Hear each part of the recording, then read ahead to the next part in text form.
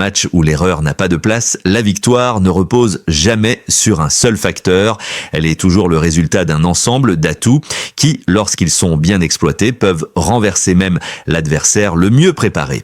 Ce soir, face au Guatemala, la sélection haïtienne U17 ne joue pas seulement contre une équipe, elle joue contre un contexte, une pression, un stade hostile et une équation défavorable. Mais elle joue surtout avec des armes réelles, concrètes, capables de faire basculer le destin du match en sa faveur. Juste avant d'entrer dans les détails clés, prenez une seconde pour liker la vidéo, abonnez si vous aimez vraiment le football haïtien. Le premier atout d'Haïti est mental. Contrairement au Guatemala qui peut se contenter d'un nul, Haïti n'a plus rien à calculer.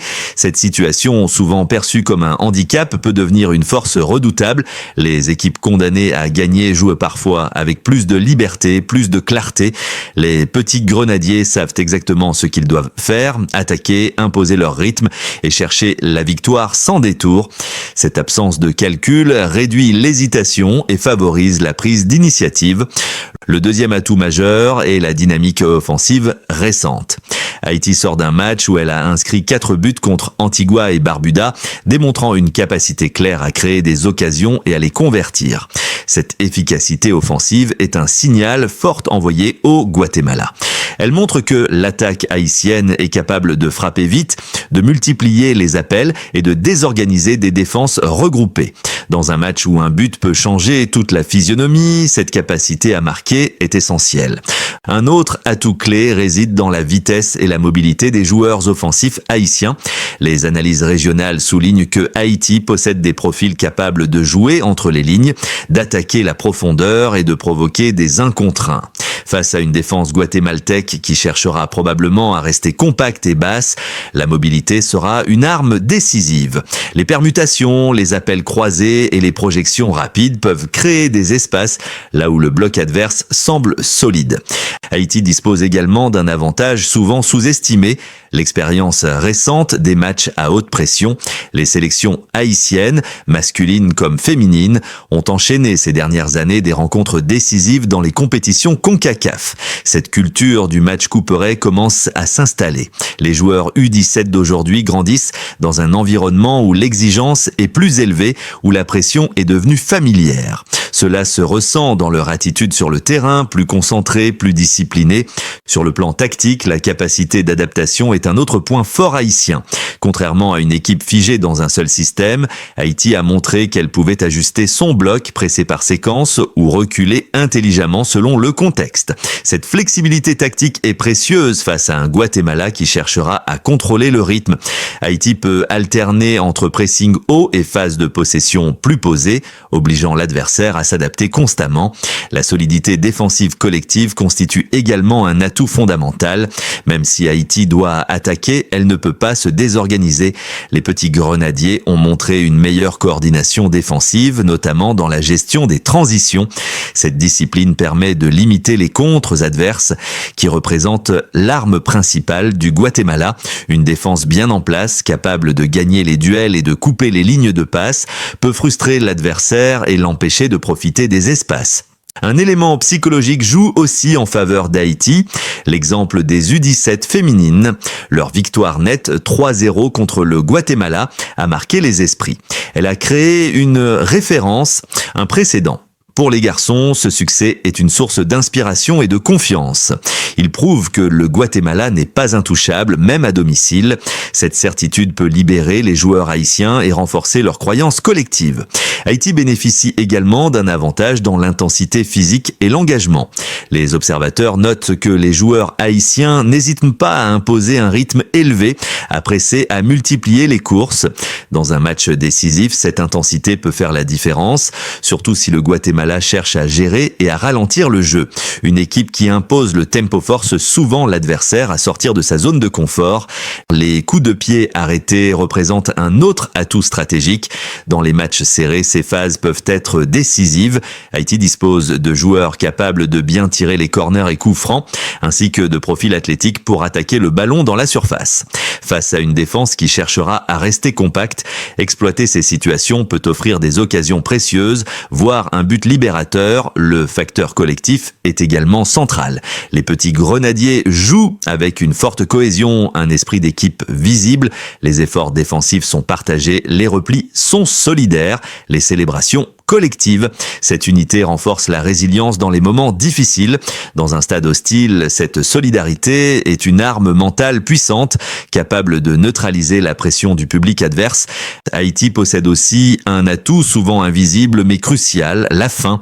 La fin de reconnaissance, la fin de prouver, la fin d'écrire une page importante de son histoire footballistique. Le Guatemala défend une position. Haïti cherche à la conquérir. Cette différence d'état d'esprit peut se traduire sur le terrain par plus d'audace, plus de détermination dans les duels et une volonté constante de faire la différence. Enfin, l'un des plus grands atouts d'Haïti est sa capacité à surprendre. N'étant pas favorite dans ce contexte précis, elle peut jouer avec un certain relâchement stratégique. Le Guatemala s'attend à une pression haïtienne, mais ne sait pas exactement sous quelle forme. Une entame agressive, un pressing haut, un changement tactique inattendu peuvent déséquilibrer un adversaire qui se croyait en contrôle. Tous ces éléments réunis montrent une chose essentielle. Haïti ne se présente pas à ce match démunie. Elle arrive avec des armes claires, identifiées, exploitables. La victoire ne sera pas le fruit du hasard, mais celui d'une combinaison entre mental, stratégie, intensité et efficacité. Si les petits grenadiers parviennent à aligner ces atouts au bon moment, alors le scénario peut basculer. Ce soir, face au Guatemala, Haïti ne joue pas seulement pour une première place, elle joue pour confirmer une progression, pour valider un travail, pour prouver que son football de jeunes a atteint un niveau où rien n'est impossible. Et dans ce genre de match, ce sont souvent ceux qui osent le plus qui finissent par gagner. Et si les atouts d'Haïti existent sur le papier, leur véritable valeur se révélera dans la manière dont ils seront activés, combinés et ajustés au fil des minutes. Car battre le Guatemala, surtout à domicile, ne se fera ni dans la précipitation, ni dans l'émotion brute. Ce sera une victoire de lucidité, de gestion et de précision. Et c'est précisément dans cette capacité à transformer les forces en actions concrètes que le destin du match peut basculer. L'un des leviers essentiels pour Haïti sera l'entame de match. Les premières 15 minutes sont cruciales. Non pas forcément pour marquer, mais pour envoyer un message clair. Haïti est là pour gagner.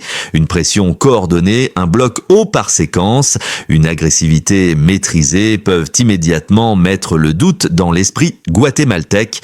Le Guatemala s'attend à une Haïti offensive, mais il ne doit pas s'attendre à une équipe désorganisée. Au contraire, une entame structurée avec des lignes compactes et un pressing intelligent peut surprendre un adversaire qui comptait gérer tranquillement. Dans cette phase initiale, Haïti peut exploiter un atout souvent négligé, le jeu sans ballon. Les appels, les décrochages, les courses diagonales sont autant de moyens de déséquilibrer un bloc qui reste bas. Même sans occasion franche immédiate, ces mouvements fatiguent la défense adverse et l'obligent à reculer, ce qui installe Haïti dans le camp guatémaltèque. Plus le match se joue loin du but haïtien, plus la pression change de camp. Un autre facteur clé sera la gestion émotionnelle. Dans un stade acquis au Guatemala, chaque décision arbitrale, chaque duel sera amplifié par le public. Haïti devra éviter le piège de la frustration. Les fautes inutiles, les contestations ou les gestes d'humeur peuvent coûter cher, surtout sur coup de pied arrêté. L'atout ici est la maturité collective. Rester calme, concentré et continuer à appliquer le plan de jeu même lorsque le rythme est cassé volontairement par l'adversaire. Sur le plan tactique, l'occupation des demi-espaces sera déterminante. Le Guatemala cherchera à fermer l'axe et à forcer Haïti à passer par les côtés. Or, Haïti possède des joueurs capables de se positionner entre les lignes, de recevoir dos au jeu et de se retourner rapidement. Ces zones intermédiaires sont souvent les plus difficiles à défendre. En y trouvant des relais, Haïti peut créer des décalages, provoquer des sorties défensives et ouvrir des brèches. La variation dans le rythme est également un atout majeur. Haïti ne doit pas jouer à haute intensité pendant 90 minutes sans pause. Alterner entre phases de possession plus longues et accélération soudaine peut désorganiser le Guatemala, surtout s'il cherche à gérer. Ces changements de tempo obligent l'adversaire à rester constamment vigilant, augmentant le risque d'erreur. Un scénario souvent évoqué par les observateurs est celui d'un match longtemps fermé. Dans ce cas, la patience devient une arme. Haïti devra accepter que le but ne vienne pas immédiatement, continuer à jouer juste, à circuler le ballon, à provoquer sans se découvrir. Cette patience peut finir par user le Guatemala qui, sous la pression du public, pourrait être tenté de sortir davantage en seconde période. La gestion de la seconde mi-temps sera sans doute le moment clé du match. C'est là que la fatigue, la tension et les choix tactiques feront la différence. Haïti peut tirer avantage de sa profondeur de banc en injectant de l'énergie nouvelle au bon moment. Des changements offensifs bien pensés peuvent dynamiser le jeu, surtout face à une défense qui aura passé une grande partie du match à contenir. Les transitions rapides constituent une autre arme potentiellement décisive. Si le Guatemala commence à se projeter davantage, Haïti devra être prête à exploiter les espaces laissés derrière. Une récupération haute ou une interception bien placée peut se transformer en occasion nette en quelques secondes. La clé sera la précision dans la dernière passe et le sang-froid devant le but. Sur le plan défensif, l'un des atouts majeurs d'Haïti est sa capacité à défendre en avançant. Plutôt que de subir passivement, couper les lignes de passe, anticiper et presser au bon moment peut empêcher le Guatemala de développer ses contres. Cette approche demande une grande coordination entre les lignes, mais elle peut étouffer l'adversaire et l'empêcher de s'installer dans le match. Les coups de pied arrêtés défensifs seront également à surveiller. Le Guatemala, à domicile, cherchera à exploiter ces phases pour soulager la pression. Haïti devra être irréprochable dans le marquage, la concentration et les dégagements. Transformer ces moments potentiellement dangereux en simples parenthèses sans conséquence renforcera la confiance collective. Un autre atout non négligeable est l'effet du temps. Plus le score reste nul, plus la pression se déplace progressivement vers le Guatemala, car si le nul suffit, théoriquement, jouer 90 minutes en sachant qu'un seul but adverse peut tout faire basculer n'est jamais confortable. Haïti peut exploiter cette tension latente, continuer à pousser, à provoquer, à rappeler à son adversaire que rien n'est acquis. Dans les dernières minutes, si le match est encore indécis, le mental fera la différence. Haïti devra croire jusqu'au bout, maintenir son organisation et continuer à attaquer avec intelligence. Les grandes victoires se construisent souvent dans ces instants où la fatigue est maximale et où la lucidité est mise à l'épreuve. Enfin, l'atout ultime d'Haïti reste sa capacité à écrire son propre récit. Les petits grenadiers ne sont pas prisonniers du statut ou du contexte. Ils ont l'opportunité de transformer une situation défavorable en exploit fondateur. En combinant discipline tactique, intensité, patience et audace, Haïti peut faire basculer ce match et s'imposer là où beaucoup la voyaient condamné. Cette rencontre face au Guatemala n'est pas seulement une question de qualification, elle est un test de maturité, de cohérence et de foi collective. Tous les ingrédients sont là. Les atouts sont identifiés. Il ne reste plus qu'à les activer au bon moment, avec conviction et précision, car dans ce genre de match, la victoire ne sourit pas forcément au plus favori, mais à celui qui sait le mieux utiliser ses forces quand tout est en jeu. Au terme de cette analyse, une vérité s'impose avec clarté. Haïti ne se présente pas face au Guatemala comme une équipe résignée ou dépendante d'un miracle. Elle arrive avec des arguments solides, une identité en construction et une réelle capacité à transformer la contrainte en opportunité. Ce match n'est pas seulement une confrontation sportive, c'est un moment charnière, un révélateur du chemin parcouru par le football haïtien de jeunes. Les petits grenadiers ont montré qu'ils savent marquer, qu'ils savent presser, qu'ils savent résister. Ils ont appris à gérer les matchs à haute intensité, à jouer sous pression, à rester unis dans l'adversité. Ces qualités ne s'improvisent pas.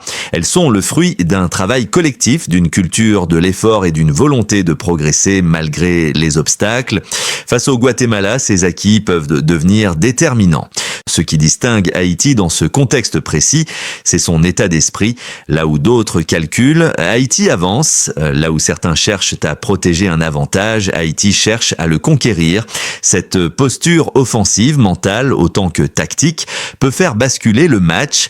Elle impose une pression constante à l'adversaire, l'oblige à rester vigilant, à douter, à sortir de sa zone de confort. Mais la victoire ne viendra pas d'un seul geste ou d'un exploit individuel isolé. Elle naîtra de la cohérence entre toutes les lignes, de la discipline dans les moments difficiles, de la patience lorsque le but tarde à venir et du courage lorsque tout semble se refermer. Chaque course, chaque duel, chaque repli comptera. Dans ce ce genre de match, ce sont les détails qui écrivent l'histoire. Ce match est aussi une opportunité symbolique, une opportunité de confirmer que le football haïtien de jeunes n'est plus seulement prometteur mais compétitif, une opportunité de montrer que même loin de ses bases, même face à un adversaire soutenu par son public, Haïti peut imposer son jeu et sa personnalité. Une victoire ici serait bien plus qu'un résultat, ce serait un message envoyé à toute la région. Quoi qu'il arrive, ce groupe a déjà posé les bases d'une génération qui refuse de se fixer des limites. Mais s'ils parviennent à aligner leurs forces au bon moment, à jouer avec intelligence et audace, alors ce match contre le Guatemala peut devenir un repère, un moment fondateur, celui où Haïti a choisi de croire pleinement en ses moyens, car dans le football comme dans la vie, les plus grandes victoires ne sont pas toujours celles que l'on attend, ce sont celles que l'on construit avec conviction, lucidité et courage, et ce soir, Haïti a tout pour écrire la sienne. Cette rencontre face au Guatemala n'est pas seulement une question de qualification, elle est un test de maturité, de cohérence et de foi collective. Tous les ingrédients sont là, les atouts sont identifiés. Il ne reste plus qu'à les activer au bon moment, avec conviction et précision. Car dans ce genre de match, la victoire ne sourit pas forcément au plus favori, mais à celui qui sait le mieux utiliser ses forces quand tout est en jeu.